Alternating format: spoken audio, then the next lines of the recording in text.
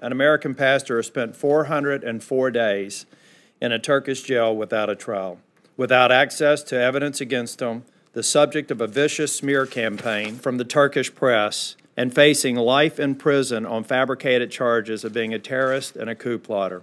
My father is not an armed terrorist trying to overthrow any government. My dad is a pastor who went to Wheaton College, then went to seminary and got a PhD in New Testament. He has selflessly served Turkey for 24 years now. Everything in his life is centered on his faith. For my family, who has loved, served, and prayed for Turkey and its people, seeing these absurd charges brought against my father has been an extremely painful experience.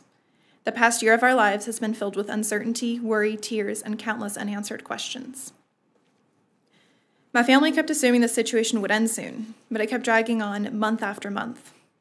My brothers and I didn't get to spend Christmas with my mom because she was scared of what might happen to us if we flew into Turkey. I missed a last Christmas as a single woman with my family. I was about to transition into a different phase of life, and I wanted that one last family Christmas before things changed. In February, I got married. We didn't want to get married without my parents present, but because my husband is in the military, we could not postpone it. We had received my dad's blessing, but we felt so terrible about getting married while he was imprisoned. Neither of my parents were there, and I will never get that moment back. For those of you who are fathers to daughters, I'm sure you would want to walk your daughter down the aisle. My father didn't get that. My husband and I decided to have a civil ceremony and to postpone our wedding until my father's home. I'm still waiting for my wedding. I'm still waiting to wear that wedding dress that I got almost a year and a half ago. I'm still waiting for my dad to walk me down the aisle. Pastor Brunson has lived peacefully in Turkey for 23 years, serving as the pastor of the Izmir Resurrection Church and raising his family with no incident. But after the failed coup attempt in July of 2016, President Erdogan started arresting anyone he deemed a threat, which included Christians. So on October 7th, 2016, Pastor Brunson was arrested as a threat to national security and detained pending deportation. However, Pastor Brunson was never deported.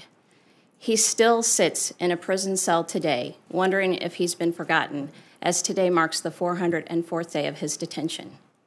And why is he in prison? He literally has no idea and has yet to be charged with any crime. And as unbelievable as that may seem, given the current state of emergency and the subsequent emergency decrees from Turkey, all protections afforded in the Turkey Constitution and with international declarations and covenants to which Turkey is a member, including the OSCE, all of those protections just disappear.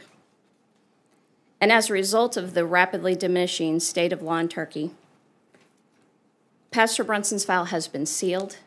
All of his visits from his attorney are recorded, and he can literally be held for up to 7 years without ever being formally charged, completely destroying any ability to prepare an adequate defense and obliterating all rights to due process. So Pastor Brunson has remained languishing in a prison cell with literally no end in sight. Have you seen any evidence that would substantiate any of their reasons for detainment that in a U.S. court would hold water at any level? No, in fact, his file has been sealed under the state of emergency, so no one has seen any evidence. So we have no idea. We have heard that there is a secret witness, but that's all. And in every chance we've had, we've tried to demand concrete evidence, but no one has seen any evidence, and he has not been charged with any crime. He's still simply a suspect being detained. It sounds like the conditions are not the least bit acceptable. I would say the other situation that Mr. Cohen also referenced was being kept in a cell that was overcrowded. Well, that was Pastor Brunson as well, because during a major part, a time of his detention, he was kept in a cell that was built for 8, but had 22 prisoners in it. What more can we do to help you? If there's any opportunity for negotiation, that Pastor Brunson never be forgotten as part of those negotiations. In August, I took a risk and flew to Turkey to visit my dad and support my mom. I never really processed that visit because it makes me too emotional. I will never forget any moment of the day we got to visit. I remember hearing my dad's voice for the first time in a year as they brought him into the room. I remember how broken, tired, and desperate he sounded as he tried to fight to meet in a room where he could hug and hold us for the only hour he would have seen us out of the whole year. We sobbed the entire visit.